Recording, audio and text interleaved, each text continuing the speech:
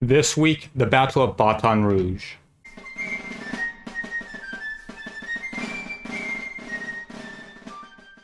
But first, an order from General-in-Chief Henry Halleck to Major General George B. McClellan. Return to the Potomac. McClellan can't refuse, or he would be insubordinate. But he can drag his feet, and he does so. Acquia Creek and Major General John Pope can wait. John Pope disagrees, and begins moving his army towards the Orange and Alexandria Railroad, headed for Fredericksburg. On the 4th, we turn to a state we have yet to talk about, Minnesota. Minnesota is home to the Sioux tribes. And of the Sioux, they have three main subcultures that I know of: the Lakota, Western Dakota, and Eastern Dakota. Representatives from two of the Eastern Dakota groups, the Sisseton and Wahpeton, obtain food from an Indian agent. Why is this important? Because the Dakota are reaching their boiling points. When Minnesota became a state, the U.S. broke treaties and took Dakotan land. It is also yet to pay the Dakota what they are owed. The Dakota have also seen the American settlers interrupt their food and wood and rock and just generally all of their supplies. They're starving and need food, but the Indian agents are just too corrupt, and Lincoln knows this. He received a report on the 1st of this year saying so. In August last, I was appointed Special Commissioner by Mr. Dole, Commissioner of Indian Affairs, with the approbation of Honorary Mr. Smith, Secretary of the Interior, at the request of Honorary J.R. Doolittle, Chairman of the Senate Committee on Indian Affairs, and the Honorable C. Aldrich, Chairman of the House Committee. Same subject for 100 days only. I visited the Chippewas of the Mississippi first, then of Lake Superior. Held 3 councils with them, then I visited the Winnebagos, and then the Sioux, or Dakotas.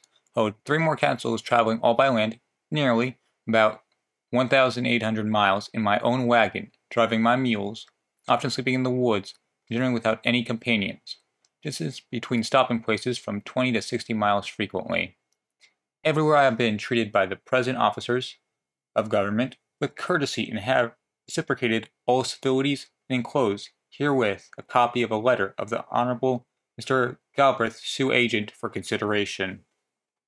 I have discovered numerous violations of law, and many frauds committed by past agents and a superintendent.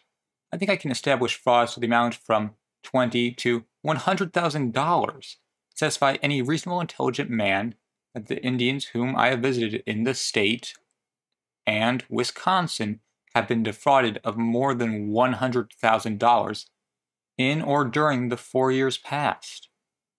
The superintendent, Major Cullen, alone has saved, as all his friends say, more than $100,000 in 4 years out of a salary of $2,000 a year, and all the agents whose salaries are $1,500 a year have become rich. Also on the 4th, the tax collectors move out to collect what is owed. Head of the Internal Revenue is George S. Boutwell, former governor of Massachusetts. He's the one collecting.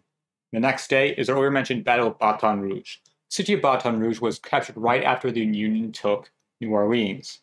Major General John C. Breckinridge is sent to capture the city for the Confederacy. He left in late July with 5,000 men. Due to sickness and desertion, he arrives with around 2,600 men and the CSS Arkansas. Defending Baton Rouge is Brigadier General Thomas Williams and the 2nd Brigade, the Department of the Gulf, numbering around 2,500 men and 10 naval vessels. Breckinridge hoped to take the Union by surprise, but his force was discovered on the night of the 4th. He still has a good shot. The men under Williams are barely trained and barely supplied. These men have seen combat and are well fed. On the morning of the 5th, Breckinridge takes his 2 divisions, the first led by Brigadier General Charles Clark, and the second led by Brigadier General David Ruggles, and has them form columns. Williams had formed a line just north of the city, and Breckinridge wishes to storm it. It's early in the morning, and fog clouds the battle. Union skirmishers open up, and the Confederates return fire. Rebels can't sustain this. The more time they spend skirmishing, the more time the Union gets to dig in. A small force of Confederates take their artillery and attack the Union's left flank.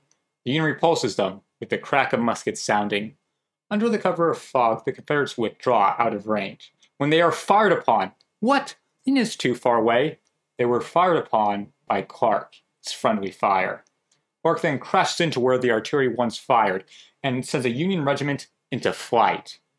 The confusion of battle causes the entire Union line to run into Baton Rouge. There, the fight is done hand to hand, building by building. Some civilians join into the fight, but the Confederates are able to push the Union even further. The Federals have fallen back to their vessels. William tries to rally his men to counterattack when he is shot and killed. Colonel Thomas Cahill takes over and holds his men into their positions. The Union Navy opens up fire and wrecks Breckinridge's army.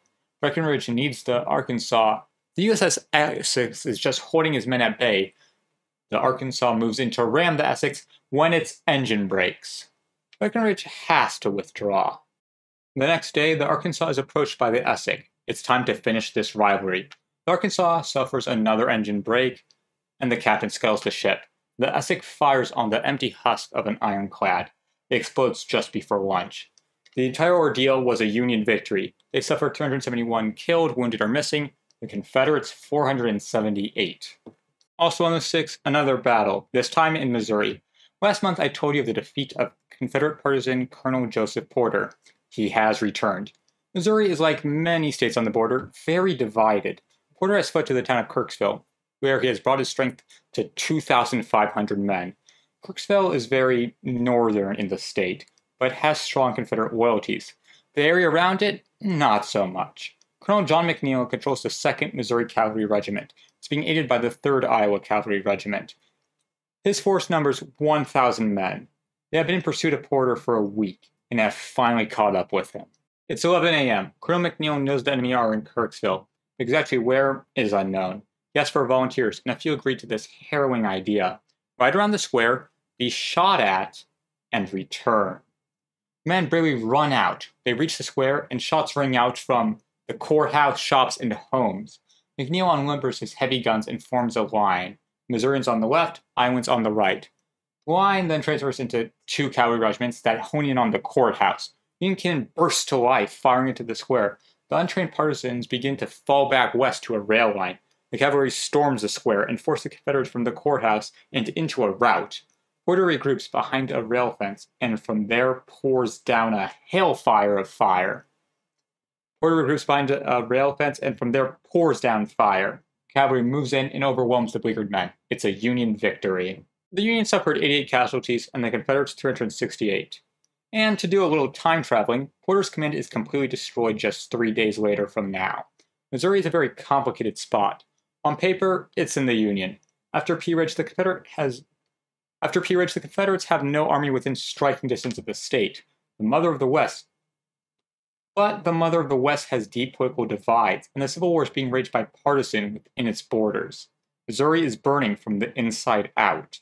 On the 7th, Major General Thomas Stonewall Jackson reaches Culpeper County, Virginia. Also in Culpeper is Major General John Pope with the Army of Virginia. Below Culpeper County is Orange County with the Orange and Alexandria Railroad. Jackson wishes to engage Pope's forces before they can unite and present a major threat. And then there is Sickles. He's in New York and things are rough. His hopes of returning to politics are dashed. Our man Dan is still officially a Democrat, but his support of Lincoln and the administration has caused him to drift from the party. And his previous political alliances are broken as the people around him turn into copperheads. But he now has the support of the Republicans, not enough to run though. Horace Greeley, a creator of the Republican Party, and the editor of the New York Tribune, wishes to raise enough money to give Sickles an ornamental sword. And Sickles tries to raise men, giving a speech at the Produce Exchange. A man may pass through New York, and unless he is told of it, he would not know that this country was at war. In God's name, would the state of New York have it to say hereafter that she furnished her quota to the army without conscription, without resorting to the draft? That's where the week ends, and it ends with 2 Union victories and the advance towards a major battle. The two victories in the West further cement Union dominance, but Jackson is ready to confront Pope. This has failed the Union so far, but Pope has a history of wins. Will the Union finally beat Stonewall? Hello, it's the entire Civil War week-by-week team here, and I'm pleased to announce I have created a Patreon. I'd like to thank Kevin Mack, who has already joined it. It means the world to me. I'm not saying that you should join. This entire production will go on without. It's just if you have the money, and only if you have the money, and you would like to give it to me, I would gladly accept it and forever be in your debt. Now for the normal things. If you liked the video, please like it. If you want to tell me how much you liked it, please comment. If you want to check out what has happened last week, you should be seeing that around now. If you really want to understand the war, you should be seeing a playlist about it right now. Thank you all, and I shall see you next week.